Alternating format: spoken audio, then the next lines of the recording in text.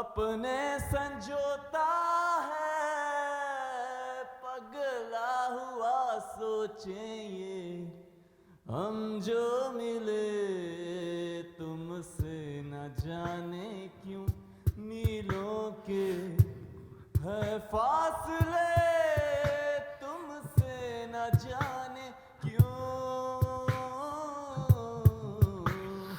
कैसे बताएं क्यों तुझको चाहें यारा बता ना पाए बातें दिलों की देखो जो बाकी आके तुझे समझाएं तू जाने ना तू जाने ना तू जाने ना तू जाने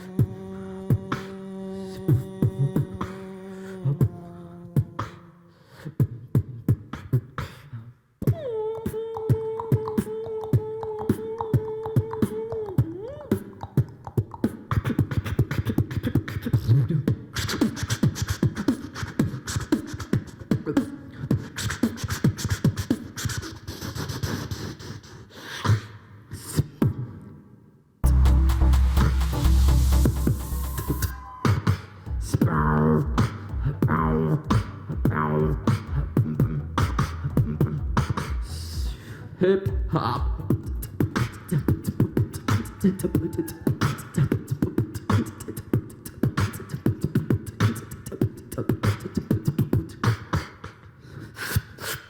South India.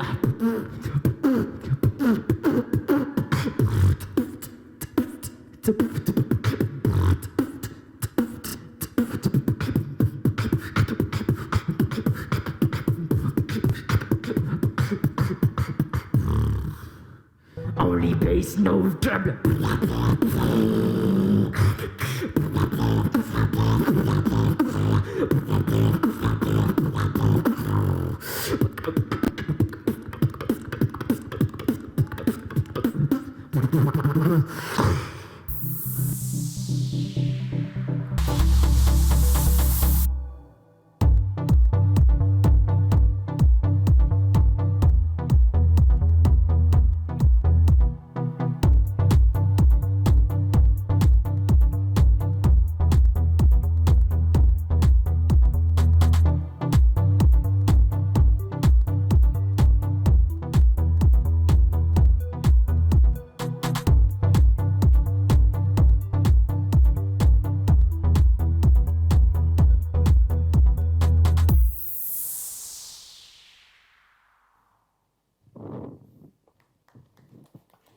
छोटे शहरों में मैं माँ की गोद में लेटा था तब माँ ने बोला, बेटा तू जो ये पसीना सो के बाहर है वही अगर जाग के बहाता तो शायद कुछ फायदा होता और तिवारी जी की तरह हमारे घर में भी एक इन्वर्टर लगा होता।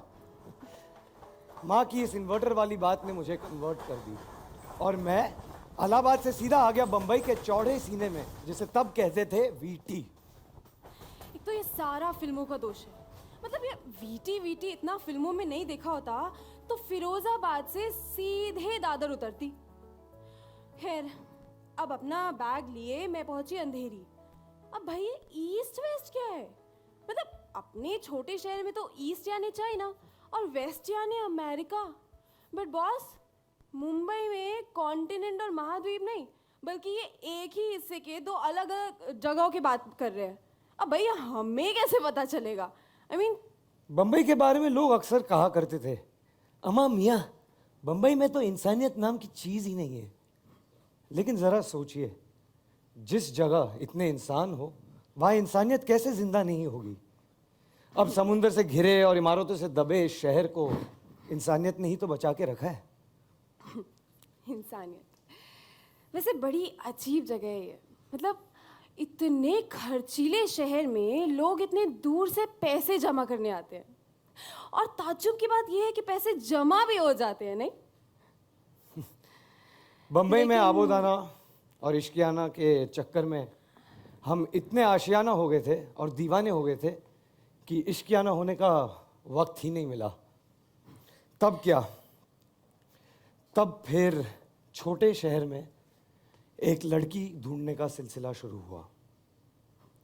I was in uptown girl. मुझे शादी की कोई जल्दी नहीं थी, पर माँ को थी। फिर क्या था, हो गई शादी पूरे तामझाम के साथ। हाँ, तब तक मैं प्रोडक्शन में आ चुका था, शूटिंग फ्लोर्स पे सपनों के महल खड़े करवाता। सो गोया शादी के इंतजामात भी एकदम फिल्मी हुए। अब मुझे चाहिए था अपना एक घर और उसके सामने एक छोटा सा आंगन।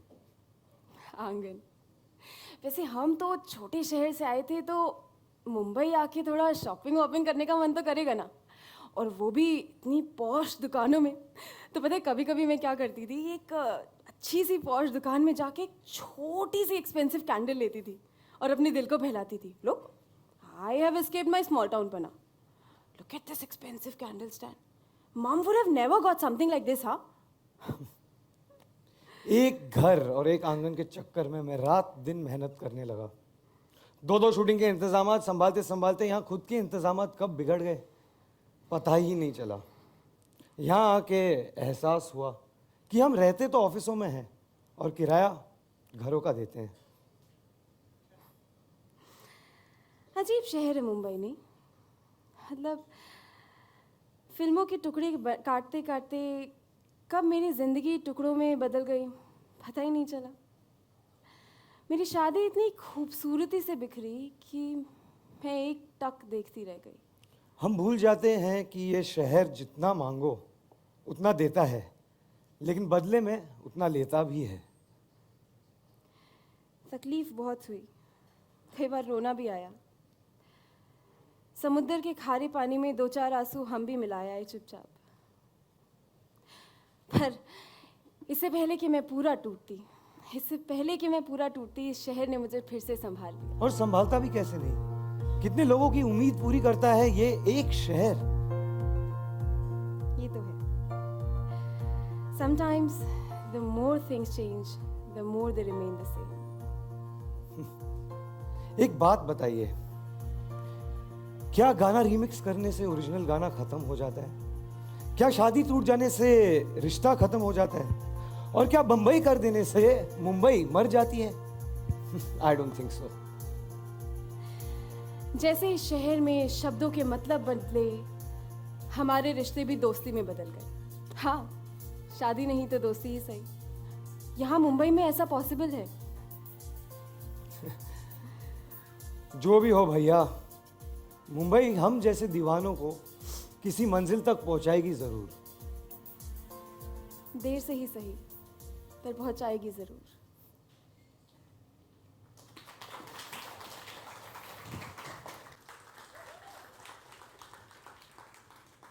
You know, as they say, you always keep your best for the last. So I'm the last act in this lineup. I'm just kidding. My name is Mandar Bhide. I'm a stand-up comic. I was living in Pune last year and I was rated amongst the top 5 comics in Pune. And nobody needs to know there are only 5 comics in Pune. So here for the launch of this company, which is an online portal which looks to connect anyone who's seeking an alternate profession directly to recruiters. So it's like the Naukri.com for people with actual talent. Or to put it simply, it is the online version of Cafe Coffee Day Warsaw. And it is a very dignified way for us artists to find work. I use the word dignified because all you need to do here is just upload a video of your performance. And here's a little bit of advice to whoever is looking to use the service. Record your videos with the front camera of a really cheap phone. When the recruiter looks at your video, he's like, "Ye acha hai, lekin ye gareeb hai." He probably needs the assignment more. You know, all these guys who you see beatboxing in washrooms or breaking into a random dance move in the middle of the road, these are not crazy people. These are artists seeking work. You know, I've been told that the CEO of this company is an alumni of Harvard. He's a professor at Stanford. And he has a startup now, which is confusing because in India, startups exist only because the founders can't get into Harvard or Stanford. So are you guys ready to welcome the big man on the stage? So please start clapping till he's here. Give a huge round of applause to Mr. Shekhar Purohit. Can I have all the artists here as well? Thank you. Come on, guys. Come on down, guys. So, a big round of applause for the talent that's showcased in front of all of you today. Most of them have never performed on stage, let alone in front of industry stalwarts and the media. So for them, this is a really big deal. And this is the ethos and the power of Talent Next, right? So what is Talent Next, right? Talent Next is India's premier technology platform that is going to revolutionize how we look at the talent management process. Technology is not new to Bollywood, nor is it new to the media and entertainment industry. No one has more experience than he does, particularly in the television space.